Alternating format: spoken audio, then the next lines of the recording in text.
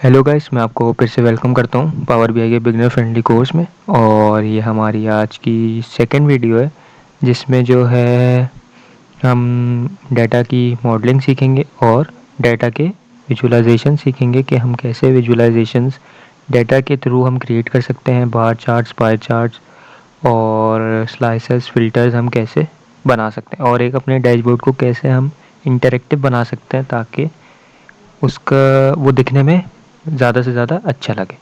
तो अब हम बगैर कोई टाइम ज़ाया किए अपनी सेकंड वीडियो को स्टार्ट करते हैं। तो लास्ट वीडियो में हमने डाटा को लोड करवाना सीखा था और उसके बाद हमने सिर्फ विजुअल्स सीखे थे।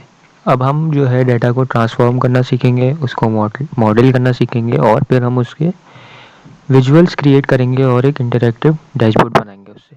तो शुरू करते हैं।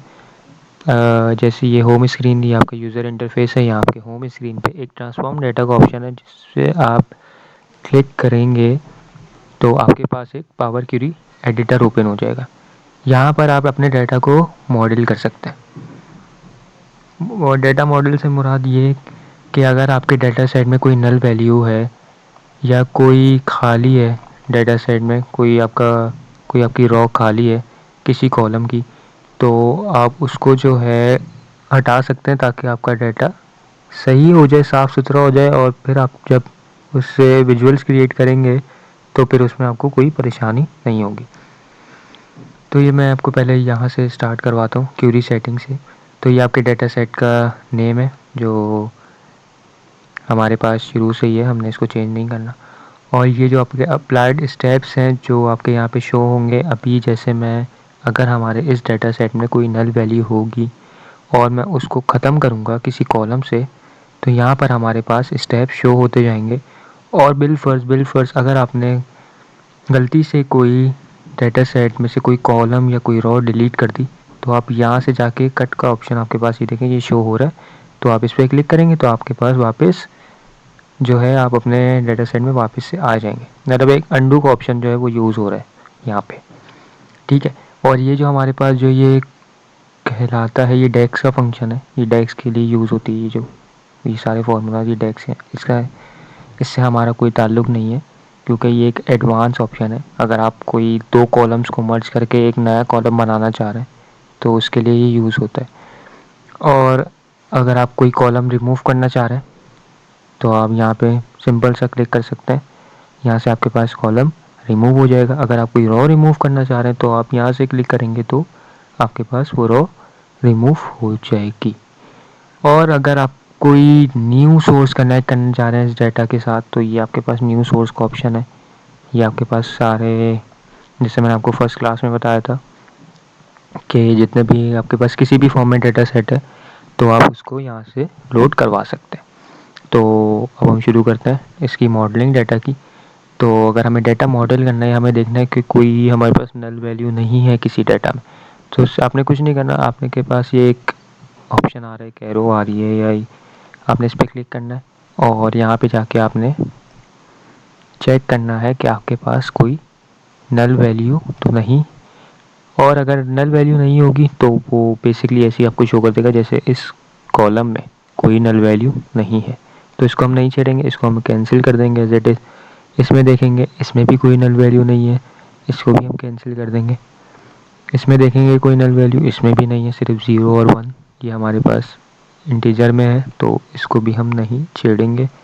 पार्टनर में भी कोई हमारे पास नल वैल्यू नहीं है और डिपेंडेंस में भी कोई नहीं है, टेन्योर में भी नहीं है कोई हमारे पास नल वैल्यू फ़िलहाल।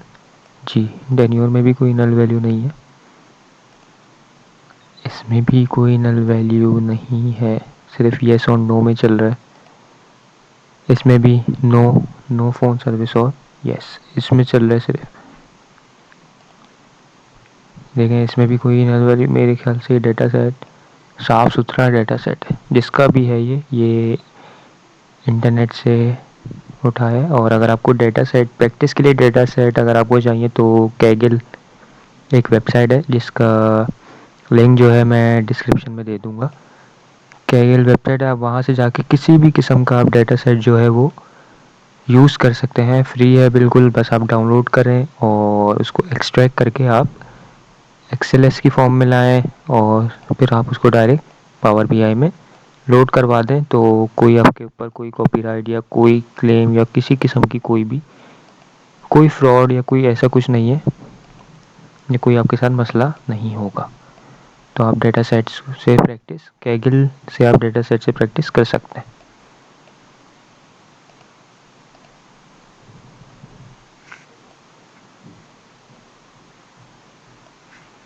देखें ये डेटा सेट फ़िलहाल तो साफ़ सुथरा नज़र आ रहा है कि अभी तक, हाँ ये आ गई आपके पास नल वैल्यू। ये देखें ये शो हो रहा है आपको यहाँ पे नल वैल्यू। तो आप इस पे जो है क्लिक करेंगे नल पे, और ये देखें ये नल आ रहा है आपके पास। आपने इस पे क्लिक करना है और सिंपल आपने इसको ओके कर देना। तो अब आपकी इस कॉलम में जितनी भी नल वैल्यूज़ थी वो सारी ख़त्म हो गई हैं, और जितने भी हमारे पास रॉस में जो नाम आ रहे थे वो भी सब डिलीट हो गए हैं। अब जैसे बिल फर्स्ट अगर मुझसे गलती से कोई कॉलम डिलीट हो गया और मुझे वो कॉलम डिलीट नहीं करना था, तो ये देखिए मैंने आपको बताया था यहाँ पे अप्लाइड स्टेप्स में यहाँ पे शो हो रहा है। तो जैसे अभी मैंने नल वैल्यूज़ डिलीट करी हैं और मुझे नल वैल्यूज़ डिलीट नहीं करनी थी, गलती से हो गई, तो ये मैं इस पर क्लिक कर दूँगा तो मैं अपने एक स्टेप वापस बैक पे चला गया हूँ। तो ये देख सकते हैं आप यहाँ पे नल वैल्यूज़ वापस आपको शो हो रही हैं। लेकिन अभी हमें नल वैल्यूज़ को हटाना है, तो मैं सिंपल इसको क्लिक करके ओके कर रहा हूँ। तो ये नल वैल्यूज़ हमारे पास इस कॉलम से हट गई हैं, और जितने भी रॉस थे नल में, हर कॉलम की जितनी भी रॉस थी वो सब भी इसके साथ साथ डिलीट हो जाएंगी, और इससे हमारा डेटा सेट साफ़ सुथरा हो जाएगा। तो ये हमारा डेटा सेट जो है यहाँ पे मॉडल हो चुका है। हमने सारी जो है नल वैल्यूज़ डिलीट कर दी हैं, और तो अब ये वैसे डेटा सेट तो साफ़ सुथरा था बिल्कुल। सिर्फ एक टोटल चार्जेस में हमें नल वैल्यूज़ मिली जिसको हमने ख़त्म कर दिया, और हमारा डेटा सेट अब बिल्कुल रेडी हो चुका है विजुअल्स के लिए। तो जब आप बिल्कुल जो मॉडल कर देंगे, मॉडलिंग के बाद आपने कुछ नहीं करना, सिर्फ क्लोज एंड अप्लाई पे आप क्लिक करेंगे तो आप वापस जो है वो अपने पावर बीआई के इंटरफेस पर आ जाएंगे, और आपका डेटा सेट जो है कॉलम्स आपके पास देखें वैसे की वैसे शो हो रहे हैं। लेकिन जो है जो आपकी नल वैल्यूज़ थी वो अब आपके डेटा सेट से बिल्कुल ख़त्म हो चुकी हैं। तो अब आपके पास कोई आपके डेटा सेट में कोई भी ख़राबी या कोई भी मसला अब नहीं होगा, और आप आराम से अपने विजुअल्स क्रिएट कर सकते हैं और अपना डैशबोर्ड एक अच्छे तरीके से बना सकते हैं। तो अब हम चलते हैं अपने विजुअल्स की तरफ। हम जो है अब डेटा सेट को यूज़ करते हुए इन कॉलम्स को यूज़ करते हुए और इन विजुअल्स को यूज़ करते हुए हमें इंटरैक्टिव डैशबोर्ड बनाने की कोशिश करते हैं, ठीक है। तो सबसे पहले जो है, एक तो आपने अपने दिमाग में ये बात डालनी है कि आप ये जो विजुअल्स हैं, हर विजुअल्स हर कॉलम के साथ यूज़ नहीं हो सकता। ये बात सबसे पहले आपने अपने दिमाग में रखनी है। दूसरा ये कि आपने जो आपका यूज़र फ्रेंडली, आपने जैसे मैंने आपको बताया था कि एक यूज़र फ्रेंडली है, तो आपने कोशिश करनी है कि इसको आसान से आसान तरीके से आप इसको बनाएं।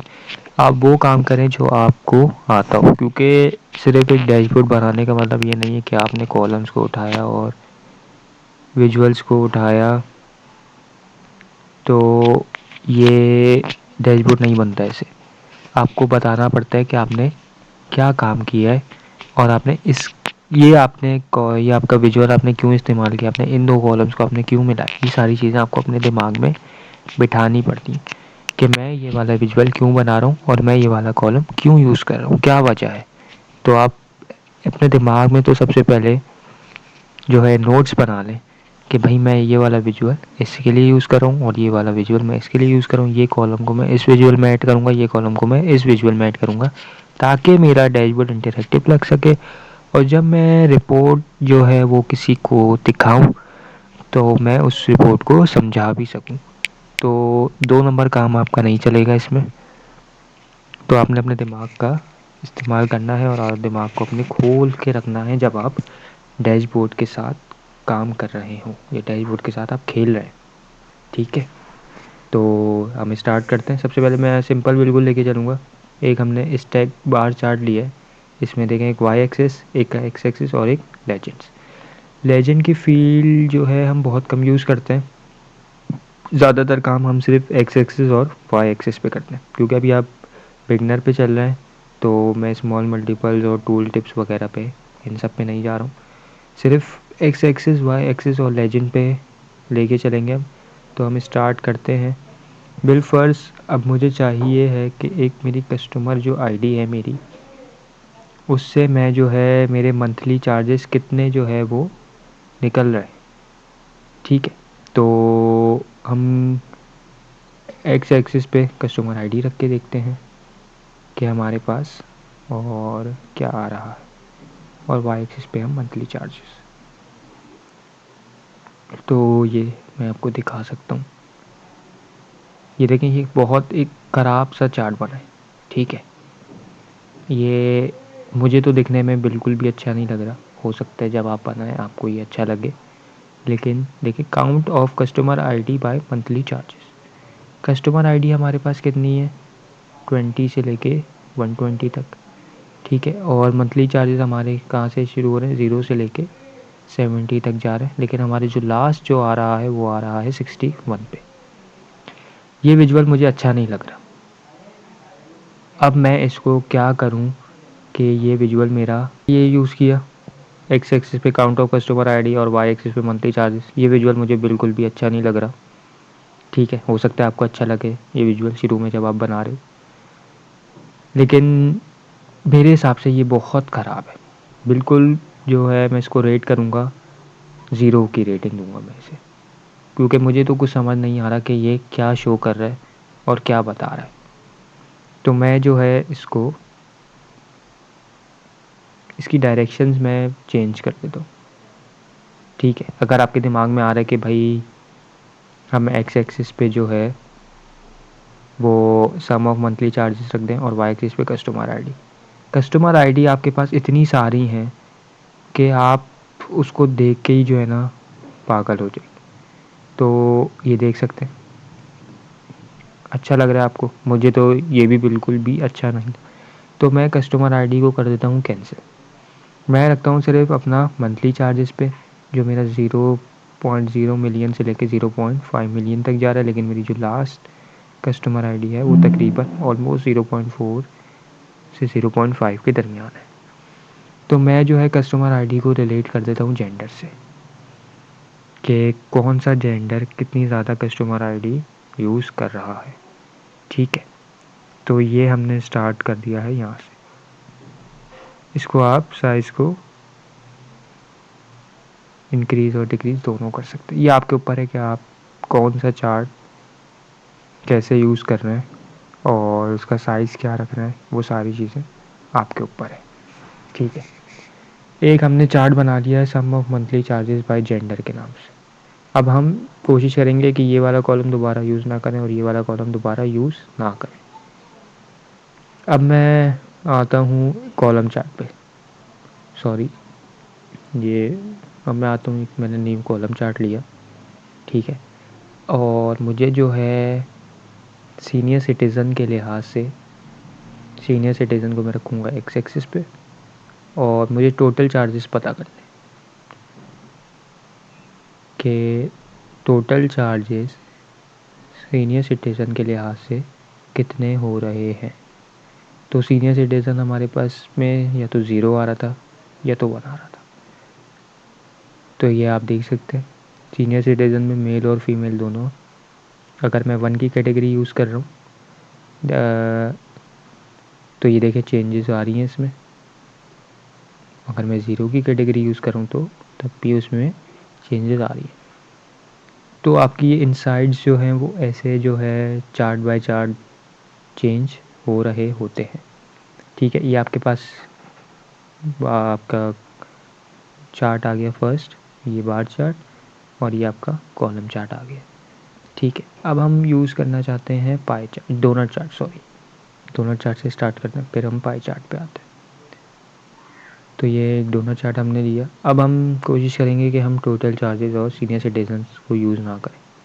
तो मैं जाता हूँ मैं पेमेंट मेथड पे, कि भाई मेरी पेमेंट मेथड जो है वो 4 उसमें डिवाइड है, bank transfer, credit card, electronics और मेल चेक। अब मुझे पेमेंट मेथड चेक करनी है। अगर मैं कस्टमर आईडी के लिहाज से करूँगा तो बहुत सारी आई, ये देखें कि count of customer ID by payment method. इसको हम थोड़ा बड़ा कर लेते हैं ताकि समझने में आसानी हो। तो आप ये देख सकते हैं कि ये मेरे 4 हिस्सों में डिवाइड हो चुका है पेमेंट मेथड। इलेक्ट्रॉनिक चेक के ज़रिए कितने लोगों ने पेमेंट करी है, कितने % लोगों ने पेमेंट करी है, तो ये मुझे दिखा रहा है 33.63% लोगों ने इलेक्ट्रॉनिक चेक के ज़रिए करी है। मेल चेक के ज़रिए 22.81% लोगों ने करी है। 21.93% जो है वो बैंक ट्रांसफ़र है ऑटोमेटिक, और 21.63 जो है वो क्रेडिट कार्ड के ज़रिए लोगों ने पेमेंट करी है। तो ये हमारे पास कहलाता है डोनट चार्ट, और इसको भी हमने यूज़ कर लिया। अब हम आते हैं अपने स्लाइसर के या कार्ड के ऊपर। सॉरी, ये डोनट चार्ट हो गया। अब हम कार्ड पर आते हैं। कार्ड हमें शो करता है कि हमारे टोटल कितने नंबर है। अब मैं इसमें कस्टमर आईडी अगर डाल दूँ तो ये तो बहुत ख़राब, क्योंकि कस्टमर आईडी जो है वो ये सिर्फ हमें फर्स्ट कस्टमर आईडी दिखा रहा है। अब हम चाह रहे हैं कि हमें टोटल जो है वो नंबर पता चल जाए, तो हमें कोई ऐसा यूज़ करना है जो हमारे पास इंटीजर में हो, कोई ऐसा कॉलम यूज़ करना है जो हमारे पास इंटीजर में हो। अब ये जो हमारा टेन्योर आ रहा है टोटल, जो कॉलम था एक हमारा टेन्योर का, उसमें सम दिखा रहा है पूरा, तो टोटल जो है पूरे साल का जो सम आ रहा है टेन्योर का वो आ रहा है 228K। ठीक है, अब आप इसको चेंज कर सकते हैं कि अगर आपने सम नहीं दिखाना, आपने दिखाना है इसका एवरेज, तो यहाँ से जाके आप एवरेज देख सकते हैं। 32.42 जो है वो इसकी एवरेज वैल्यू है टेन्योर की। अगर आपने एवरेज नहीं दिखानी तो आप मिनिमम मैक्सिमम भी दिखा सकते हैं। मिनिमम 1 टेन्योर है और मैक्सिमम ऑफ टेन्योर कितने हैं आपके पास 72। लेकिन फ़िलहाल मुझे सम दिखाना है तो मैं सम का यूज़ करूँगा इसमें। ठीक है, और इसी तरह आप जो है बाकी सारे कॉलम्स को यूज़ करते हुए और बाकी सारे विजुअल्स को यूज़ करते हुए एक इंटरैक्टिव डैशबोर्ड बना सकते हैं। ठीक है, और जो कि आखिर में आके जो है आपका कुछ इस तरह का बन जाएगा डैशबोर्ड। ये आप देख सकते हैं इस डैशबोर्ड को, मैं फुल स्क्रीन कर देता हूँ। इसके लिए ये आप देख सकते हैं, ये जो है आपके पास आखिर में आके कुछ इस तरह का डैशबोर्ड बनेगा। ये एक एडवांस डैशबोर्ड है, तो आप तो अभी बेसिक से स्टार्ट करें तो कोई टेंशन वाली बात नहीं है। जब आप आहिस्ता आहिस्ता सीखेंगे पावर बीआई को, तो आप भी इंशाल्लाह इतना प्यारा और इतना इंटरेक्टिव डैशबोर्ड आप फ्यूचर में बना सकेंगे। तो इस वीडियो में इतना ही है। बाकी आपकी कोई भी क्यूरी हो तो लिंक्डइन और इंस्टाग्राम हमारे पास हमारा है, तो उसकी लिंक जो है वो आपको डिस्क्रिप्शन में दे देंगे। और डेटा सेट्स के लिए जैसे मैंने आपको पहले बोला था कि कैगिल वेबसाइट है, उसकी लिंक भी डिस्क्रिप्शन में आपको हम दे देंगे। तो बस आज के लिए इतना ही। अपना ख्याल रखिएगा। अल्लाह हाफ़िज़।